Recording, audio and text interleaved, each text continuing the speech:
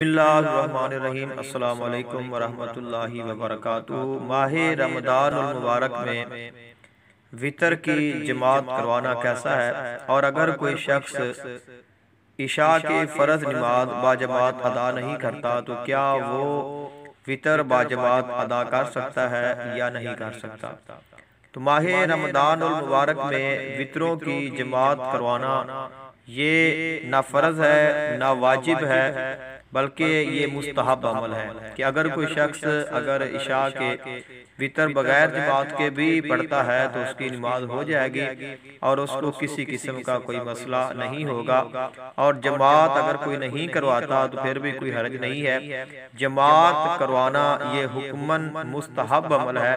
اگر کروا لی جائے تو ثواب ہے، اگر نہیں کروائیں گے تو گناہگار نہیں ہوں گے۔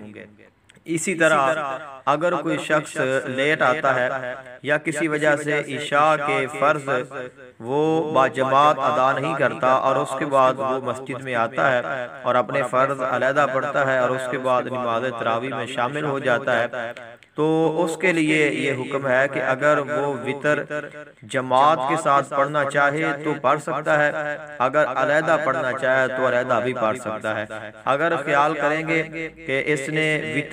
فرض باجماعت ادا نہیں کیے لہذا یہ وتر بھی بغیر جماعت کے پڑھے تو پڑھ سکتا ہے، کوئی کسی قسم کا حرج نہیں ہے۔ لیکن اگر چونکہ مسجد میں اب موجود ہے، جب فرض کی جماعت ہوئی تھی تب وہ موجود نہ تھا، اب چونکہ موجود ہے اور جماعت کے ساتھ نماز پڑھنے کا ثواب ہے وہ اکیلے نماز پڑھنے سے زیادہ ہوتا ہے، اس لیے اگر وہ ثواب حاصل کرنے کے لیے وتر کی جماعت میں شامل ہو جاتا ہے تو اس میں کوئی حرج نہیں ہے، وہ پڑھ سکتا ہے۔ اور تیسری اس کی وجہ یہ بھی ہے کہ وتروں کا جو تعلق ہے اور وتر کی جماعت کا جو تعلق ہے